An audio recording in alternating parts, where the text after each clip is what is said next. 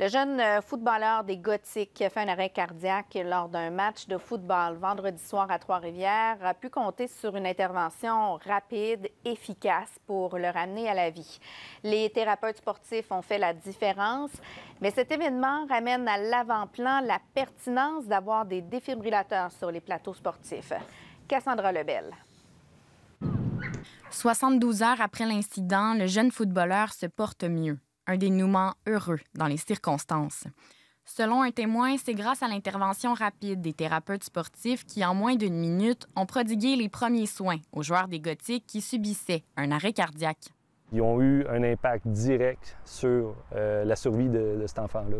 Ils auraient effectué un massage cardiovasculaire pendant près de 10 minutes jusqu'à l'arrivée des ambulanciers et d'un défibrillateur.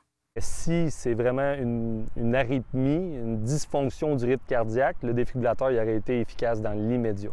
On aurait diminué les risques de comorbidité, de séquelles dues à l'arrêt cardiaque.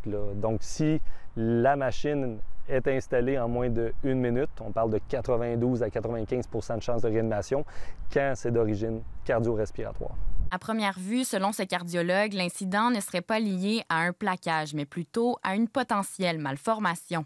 Je dirais que dans environ la moitié des cas, c'est ce qu'on appelle la cardiomyopathie hypertrophique. C'est une maladie génétique du muscle cardiaque pour laquelle il n'y a pas un seul gène facile à identifier, mais qui cause une maladie qui typiquement est peu symptomatique, voire asymptomatique, et ce, chez bien des gens, même passé 90 ans. Lors des événements sportifs de grande envergure, des équipes médicales sont sur place et disposent d'un DEA pour intervenir. Mais outre les arénas et les piscines publiques, les plateaux sportifs ne sont pas dans l'obligation d'en avoir un à portée de main. Et la question fait débat. Ça devrait être obligatoire, comme les trousses de premiers soins qui est obligatoire dans les milieux de travail. Ça demeure un événement plutôt rare. C'est un équipement qui doit quand même être accessible, entretenu. Les piles là-dedans doivent être vérifiées. Il y a quand même une certaine complexité à mettre ça en place.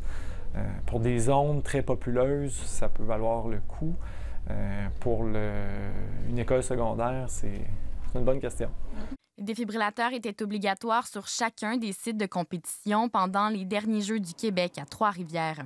D'ailleurs, le comité organisateur compte redonner prochainement cette trentaine de défibrillateurs aux organismes communautaires de la ville. Ici Cassandra Lebel, Radio-Canada, Trois-Rivières.